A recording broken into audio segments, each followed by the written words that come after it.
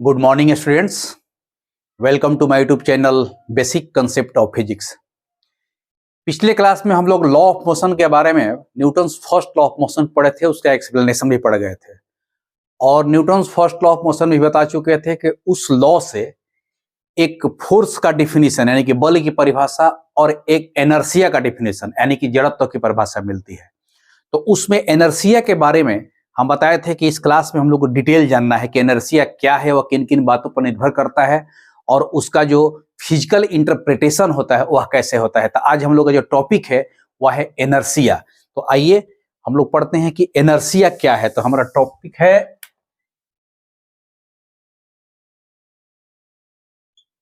Inertia, जड़त्व। तो Newton's first law of motion में जो हम लोग स्टेटमेंट लिखे थे उसका फर्स्ट लॉ का, कि क्या लिखे थे कि जब तक किसी वस्तु पर कोई बाहरी असंतुलित बल कार्य नहीं करता है तब तक वह वस्तु या तो विराम की अवस्था में रहती है या समरूप गति की अवस्था बनाए रखती है। तो इस तरह से यह एक टेंडेंसी हो गया, किसी भी प्रकृति में कोई भी अगर वस्तु है तो उस वस्तु में यह एक टेंडेंसी है कि वह अपनी मूल अवस्था को बनाए रखना चाहता है।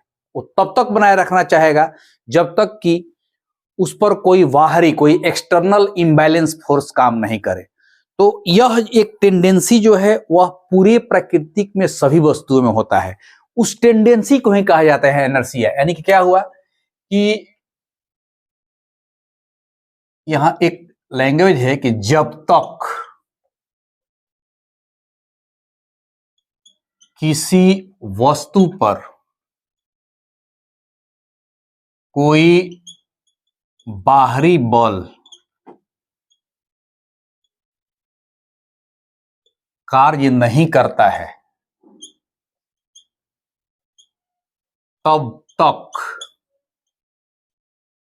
वह वस्तु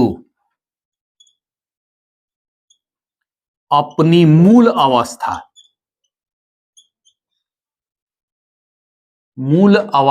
में रहना चाहती है। ठीक है, मूल अवस्था का मतलब यह हुआ कि यह जो मूल अवस्था देख रहे हैं यह दोनों हो सकता है, या तो विराम की अवस्था यानी कि रेस्ट, या समरूप गति की अवस्था,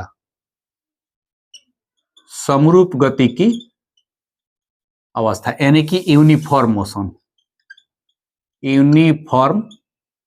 मोशन। तो इस तरह से प्राकृतिक में अगर कोई वस्तु की मूल अवस्था का हम जिक्र करेंगे तो वह दो तरह का हो सकता है कि या तो वह रेस्ट में है तो वह रेस्ट में ही रहना चाहेगा। कब तक? जब तक कोई बाहरी बल कार्य नहीं करे। और या यूनिफॉर्म मोशन से चल रहा है तो वह तब तक चलते रहना चाहेगा जब तक कोई बाहरी बल कार्य नहीं करे। तो इस प्रकार की जो टेंडेंसी है, यह जो टेंडेंसी है वस्तुओं में, इसी टेंडेंसी को, इसी प्राकृतिक गुण को जड़त्व कहा जाता है।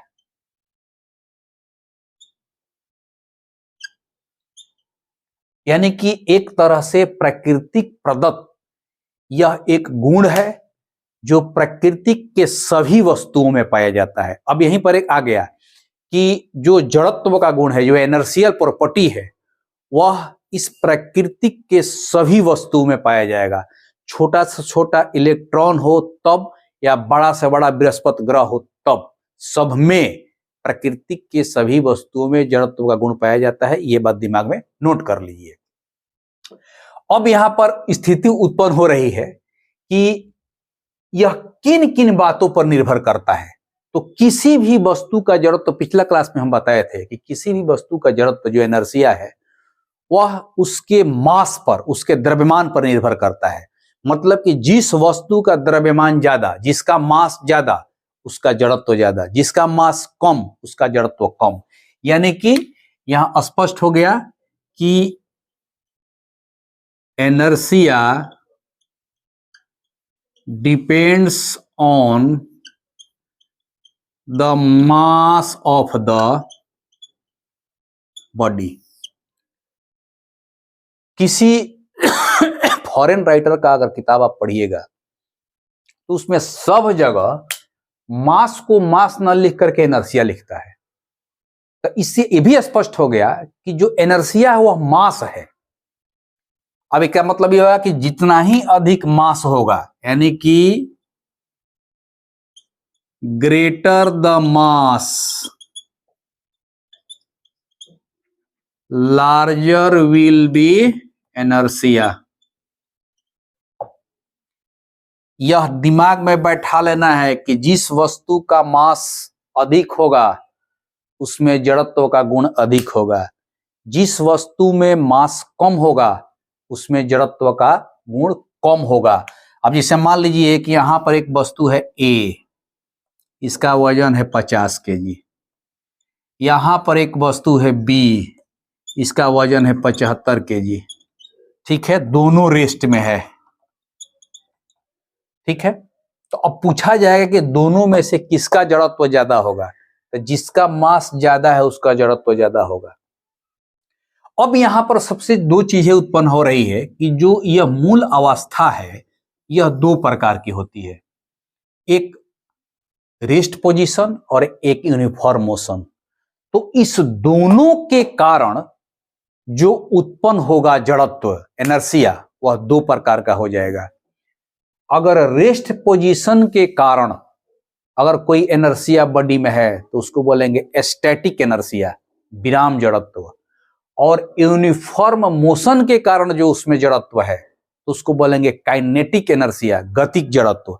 तो यहां पर हम लोग जड़त्व को इस तरह से दो भागों में बांट लेंगे। ठीक है, तो यहां इसको हम मिटा रहे हैं, ये एक्सप्लेनेशन हो गया, इसको मिटा देते हैं। यहां स्पष्ट हो गया कि inertia depend on the mass of the body, वस्तु के द्रव्यमान पर निर्भर करेगा और जिस वस्तु का द्रव्यमान ज्यादा होगा उसका इनर्शिया भी ज्यादा होगा।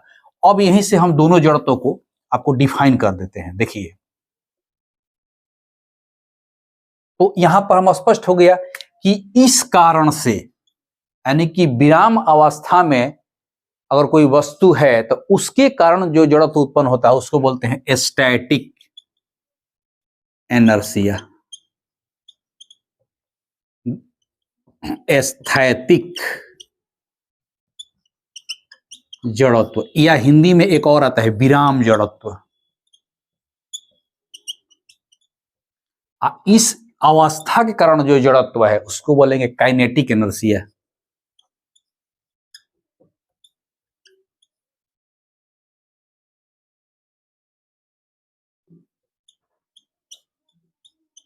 गतिक जड़त्व। तो इस तरह से इनर्शिया को दो भाग में बांट दिया गया, एक गतिक जड़त्व और एक स्थैतिक जड़त्व। अब सीधा सीधी सवाल है कि इस पर क्वेश्चन कैसे आएगा। जड़त्व का बहुत सारा एग्जाम्पल हो सकता है। जैसे मान लीजिए कि इसी पर एक सवाल हम देते हैं। जैसे मान लीजिए कि एक यहां पर व्यक्ति है A, इसका वजन है 50 kg। एक व्यक्ति है यहां पर B, इसका वजन है मान लीजिए 75, जो ही एग्जाम्पल दे रहे हैं। ठीक है, ये पूरा का पूरा रेस्ट में है दोनों। ठीक है, अब किसका जड़त्व अधिक है किसका जड़त्व कम है ये तो स्पष्ट हो गया कि इसका जड़त्व अधिक है इसका जड़त्व कम है। अब यहां पर दोनों व्यक्ति को कहा जाए, ऑर्डर दिया जाए कि उठ के दौड़ जाओ, तो सबसे पहले कौन व्यक्ति दौड़ जाएगा? 50 kg वाला। क्यों? क्योंकि उसके अंदर जो विराम जड़त्व है कम है, इसके अंदर विराम जड़त्व ज्यादा है। तो विराम जड़त्व ज्यादा है तो अधिक देर तक विराम में रहना पसंद करेगा, इसका विराम जड़त्व कम है तो कम देर तक विराम में रहना पसंद करेगा।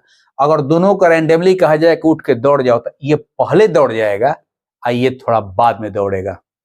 यह एग्जाम्पल हुआ स्थैतिक जड़त्व का। अब इसी एग्जाम्पल को उलट दीजिए, इसके लिए अब आ जाइए, अब इसको हटा दीजिए, इसके लिए आ जाइए। इसके लिए ये दोनों मान लीजिए चल रहे, दोनों दौड़ रहा है इस डायरेक्शन में एक साथ, 20 मीटर पर सेकेंड के वेग से दौड़ रहा है दोनों। 50 मीटर वाला भी दौड़ रहा है, 75 मीटर वाला भी दौड़ रहा है। और बेस्ट एग्जाम्पल लेना है तो मान लीजिए कि हई है स्कूटर, हई है ट्रेन। दोनों का स्पीड सेम है, पैरेलल में चल रहा है। 20 मीटर पर सेकेंड के यूनिफॉर्म मोशन से दोनों चल रहा है, तो दोनों में गति जड़त्व आ गया, यानी कि गति के कारण जो उत्पन्न जड़त्व है दोनों में आ गया। तो इसमें भी मास आ जाएगा, क्योंकि इसका मास ज्यादा है तो इसमें गति जड़त्व ज्यादा रहेगा, तो चाहेगा कि हम हमेशा गति में बने रहें। इसका जड़त्व कम है तो इसका गति जड़त्व भी कम रहेगा। अब दोनों को रैंडमली कहा जाए कि स्टॉप, तो अब वहां देखिएगा कि इसका गति जड़त्व ज्यादा रहने के कारण यह ज्यादा देर तक गति में रहेगा, इसका गति जड़त्व कम रहने के कारण यह कम देर तक जड़त्व में रहेगा। तो दोनों को जब कहा जाएगा स्टॉप, तो पहले स्कूटर रुक जाएगा, ट्रेन बाद में रुकेगा। क्योंकि गति में है तो गति के कारण भी जो जड़त्व होगा वह जिसका द्रव्यमान ज्यादा है उसका ज्यादा होगा, जिसका द्रव्यमान कम है उसका कम होगा।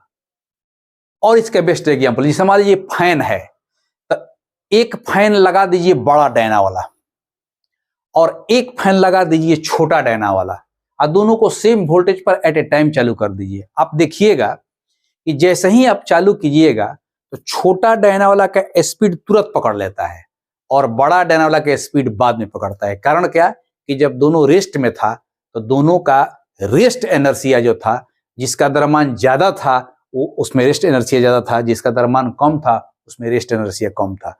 रेस्ट एनर्सिया कम था तो जल्दी स्पीड पकड़ लिया।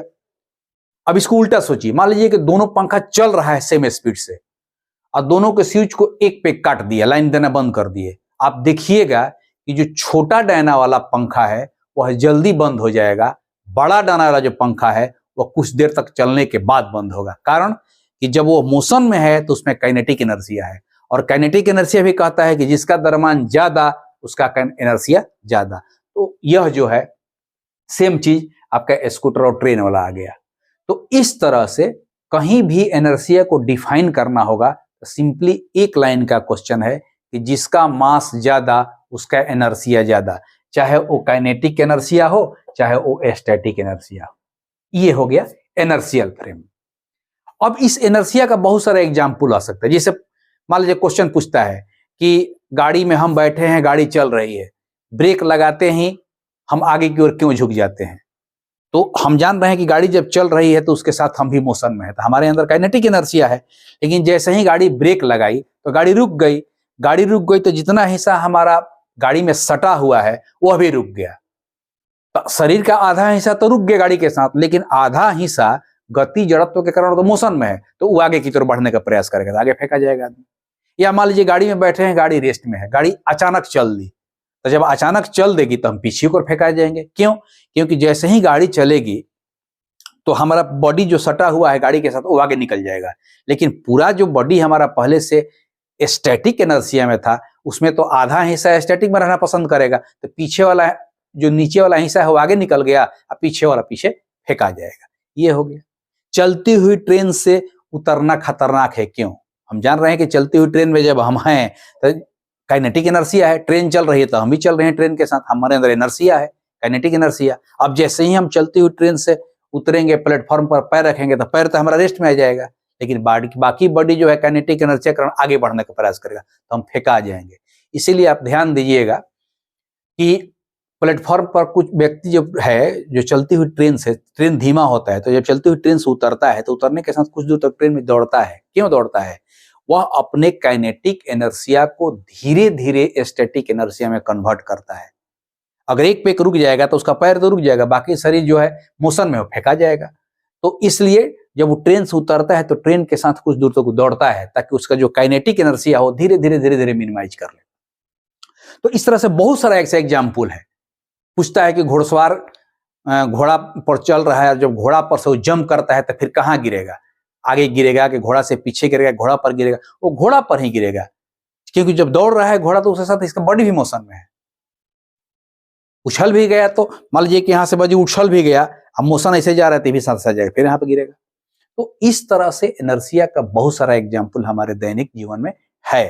तो इनर्शिया का यह बेसिक फंडा हो गया कि उसका डिफिनीशन क्या हुआ कि कोई भी वस्तु पर जब कोई बाहरी बल कार्य नहीं करता है तो वो अपनी मूल अवस्था बनाए रखता है।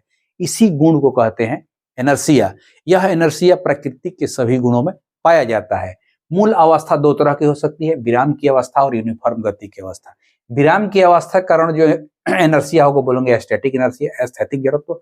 समरूप गति कारण जो जड़त्व होता है उसको बोलेंगे काइनेटिक इनर्शिया, यानी कि गति जड़त्व। ये विराम जड़त्व हुआ। और दोनों ही जड़त्व किन पर निर्भर करेगा? तो वस्तु के मास पर। जिसका मास ज्यादा उसका जड़त्व ज्यादा, जिसका मास कम उसका जड़त्व कम। तो यह हुआ इनर्शिया का बेसिक कंसेप्ट, जो कि Newton's first law of motion का ही एक। तो इस तरह से Newton's first law of motion का ये कंप्लीट एक्सप्लेनेशन आपका इस टॉपिक के साथ समाप्त हो गया। अब अगला जो टॉपिक आएगा न्यूटन सेकेंड लॉ, इसको ब्रेक करेगा, कहेगा कोई बाहरी बल कार्य नहीं करे। तब तक ये फर्स्ट लॉ का सारा चल रहा है। अब वहीं जब कोई बाहरी बल कार्य करना प्रारंभ कर देगा तब उस वस्तु में क्या होगा, तो वहां पर न्यूटन का सेकेंड लॉ डिफाइन करता है। तो अगले क्लास में हम लोग जो पढ़ेंगे तब शुरू करेंगे सेकेंड लॉ ऑफ मोशन। आज का क्लास बस इतना ही। इस इनर्शिया का लेक्चर अगर आपको पसंद आया और अब तक आप चैनल को सब्सक्राइब नहीं किए हैं तो चैनल को सब्सक्राइब कीजिए, लाइक कीजिए और अधिक से अधिक लोगों में शेयर कीजिए और बेसिक कंसेप्ट को क्लियर करते हुए पढ़िए ताकि आगे के कंपटीशन आपका आसान हो जाए। नमस्कार।